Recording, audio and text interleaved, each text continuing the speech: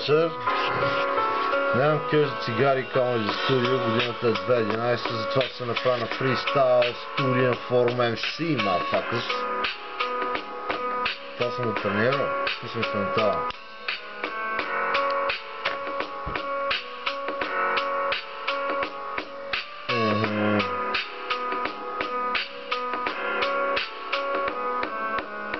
Аз нямам кинти за инструментал за диджей. Копеле, по-добре срещу мен не пей. Ти си гей и аз и ти го знаем. Въпреки това ще пожелаем да се запознаем. Защото срещнали те некъде ще те усмърта. Да ти еба майката дърта. Нали разбираш точно такъв е шопския хип-хоп. Аз съм човек от люлка до гроб. Проследил историята тея 3 минути, които ще кажа да го духат всички капути. Естествено влизам в такт, римата ми е факт, а точно такъв ще бъде шибания ми факт. С много години факт, за да го духате. След това отивате, кура ми да нюхате, защото няма начин да ви се прости. Извинявай, много съм изпушил доста пости. Там където ми оставаш срещата, ще ти пожелая да се чекам на отсрещата. Понеже на отсрещната страна, там съм аз, just us, Копеле, западната част. Никого няма, обаче това е фри от мене. Въпреки това кура ми е до колене. И аз и ти го знаем, че го желаем, защото истината е такава, че се запознаем. Няма никой ден да цапам ефира. Въпреки това в мен рапъра рапира. Тапира мре от това, че е прасе.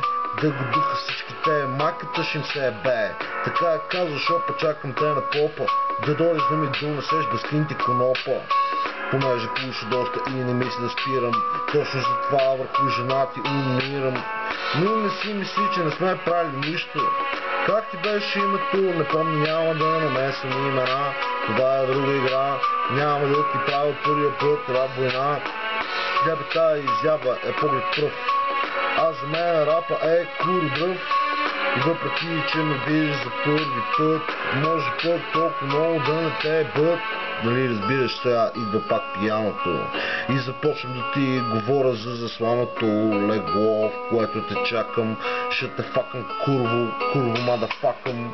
Такива като вас всичките, може ли да ми качнете на пичките? Не знам дали има време да сбиеш клипа, обаче ще ти кажа, че майка ти ще хлипа. Нали разбираш, ако фристайли говорим за някакви дизайни майни, точно такива, мраз най-много. Не си добре дошъл от Лимпали на запад, еволата гого.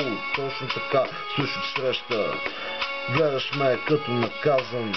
А мармалада е такъв, че ти си размазан, защото просто няма начин да не си доказан. Не ми се доказвай, не ме е бе, колко си здрав, защото моя ляв прав прави лудница, нали разбираш като ушав с насливите. Говориме тука за нивите, няма смисъл в никакви мои думи. Въпреки че с думи стрелям не с куршуми, инструментал заглъхва, веси го пъхва и почва следващия път, когато се надъхва. Дали ще говоря до края или не, няма значение, важното е твоето мнение.